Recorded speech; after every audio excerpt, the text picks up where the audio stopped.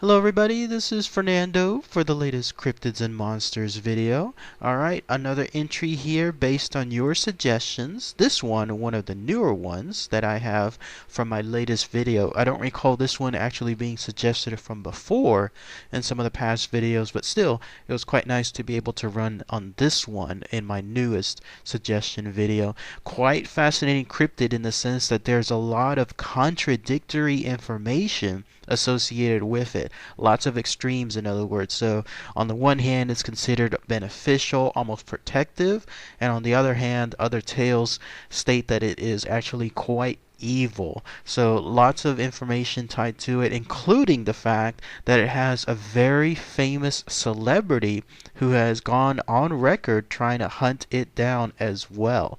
So I mentioned that in some of my past videos too, how there are just a few celebrities that have talked about cryptids and know about them, and I'll include the link below in case if you wanted to see that video from before. But this one is yet another major celebrity. So what is this cryptid I'm talking about? It's the one that's called the Kushtaka, which you're looking at a picture of here.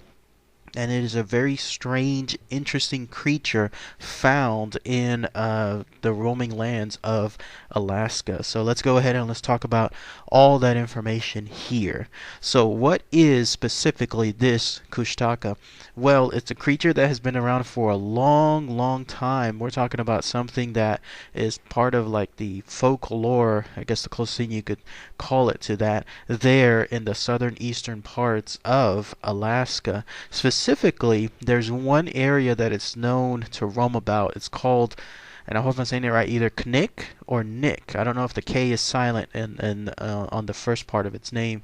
But yes, if you wanted to have a good chance of finding this creature, you can go around that specific area, as that seems to be more of its homeland. But yes, it's been around there for a very long time, so much so that early natives have known about this creature there in Alaska. So presumably generations, hundreds of years of generations of people encountering this creature. So much so that the natives themselves there, the early ones in Alaska, gave it its name. And the way it translates to is the land-otterman, or otterman, in other words. That's why it has that specific name, the Kushtaka, because that is its translation from their language. Now, here's an interesting thing about it, and again, it's contradictory type of stuff. So the way that it's predominantly seen, and hence the name of it being loosely translated as the land otterman, is because it looks like a mishmash of an otter with human-like qualities. So imagine a larger otter, but in this case having, I guess, the height of a man, the ability to walk like a man, the long arms, the legs, basically the body of a man, but mixed in with the body of an otter. And that's how in most accounts it seems to look like. But contradictorily, it looks like it's also a shape shifter, which puts it into a whole other category of cryptids. Very rarely do you hear about cryptids having the ability to change into any form whatsoever. But yes, absolutely, this is one of those creatures, because there have been encounters where apparently this thing is even capable of assuming human form, like actual humans. It looks just like a human, and in other forms it looks like other animals altogether, and then in some cases it looks like the representation that you see here.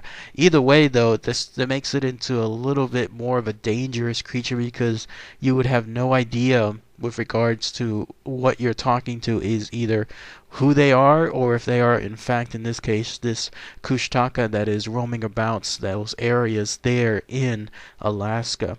And then with regards to its, I guess, mindset and how it interacts, there's two versions of it. Again, the evil side and the good side. Let's talk about the good side first.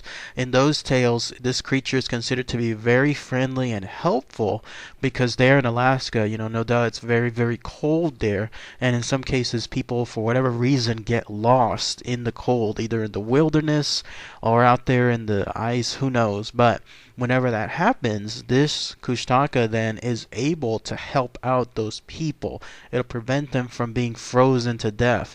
Either it'll create some kind of illusions of some sort, sort of their family. So whoever this person is, this Kushtaka has the ability to tap into their mind of some sort and then create illusions specifically of their family members, kind of like as a reminder of, hey, don't give up. This is what you're going to lose if you give up. And that pushes that person that's lost in the cold to try to survive until someone rescues them, or conversely, for them to try to get themselves out of that scenario and then get back to their family. So those are some of the friendly tales associated with this creature, this Kushtaka. Some of the more nefarious evil tales, however, seem to be the fact that this thing will in turn try to make people lost. In some cases, it's supposed to imitate the cries of a baby, or in other cases the screams of a woman, both sounds that would instantly just attract attention no matter what, either from a male or a female, because those are the sounds you don't really ever want to hear anywhere. So that would instantly attract someone to see what's going on, what they can do to help. And the way that this Kushtaka does it is it'll specifically do so near a river, so that way their prey, whoever they are, will come out into that portion of the river, try to see what's going on, and then by then it's too late, almost like a snapping turtle of some sort. Like it'll just come out right from the lake and then snatch that person, either kill them outright or in some cases tear them to shreds. And then things take a little bit of even bizarre more turn, like a Twilight Zone type world, because there are legends that this Kushtaka doesn't necessarily kill those people dead, but instead turns them into another one of its kind. So if you're going by that extreme, maybe that's how these things, lose sense of term, procreate. Like that's how they get others and to continue the legacy of the Kushtaka. Maybe that's how they do it.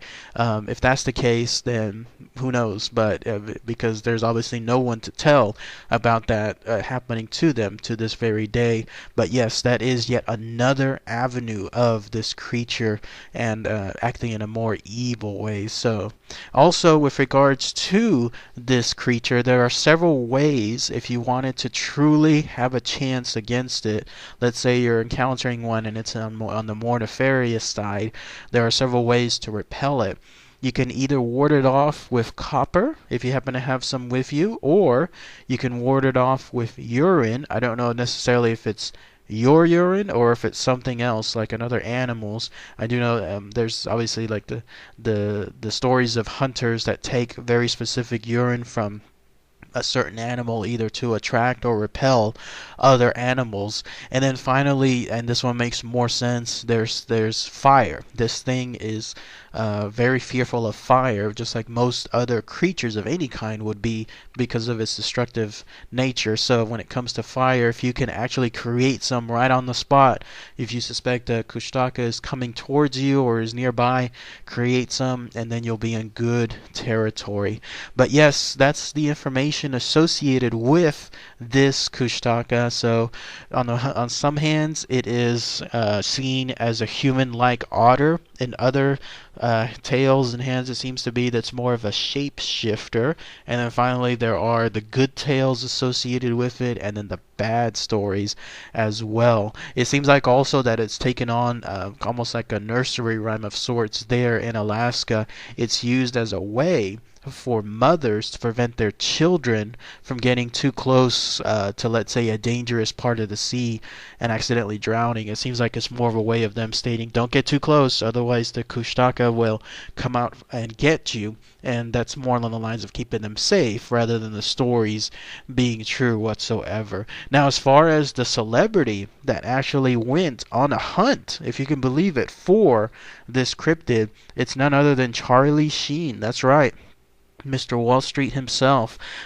He had that, I think it was about maybe 2 or 3 years ago, he was on a rampage of sort when it came to hunting cryptids. There was that idea that he went to the Loch Ness area to try to hunt the Loch Ness, and then on another part of his trip he went all the way to Alaska because he wanted to hunt this thing here, the Kushtaka. I've included a link below straight from TMZ that chronicles this hunt that he went towards in those parts of Alaska towards finding this creature. Unfortunately, he came up dry. There was nothing in terms of any sightings or anything, evidence or whatever. But at least, yes, Charlie Sheen, he must be a cryptid fan of some sorts, because this is pretty localized. Like, whenever you think of hunting a cryptid, you think of the All-Stars, you think of Bigfoot, Loch Ness, like he did, and then like the chupacabra. But Kushtaka, that's not necessarily the first thing that pops to mind when it comes to hunting for a cryptid. So interesting to see that he went ahead and did that very localized hunt, which kind of infers that yes, he is a cryptid fan as well, and that's why he knew about such a specialized creature like this. But check out the link. It's a little short in info, but still it provides everything needed with regards to him hunting for this creature. But that's it. That's all the information I have on this Kushtaka. If anyone has anything else that they needed to share, any other info that they might have, any locals from that area that happens to be there in Alaska, there, Knik or Nick, Alaska, please post those comments below. That'd be really, really great to hear. So, all right, everybody. Thanks again as always. Take care.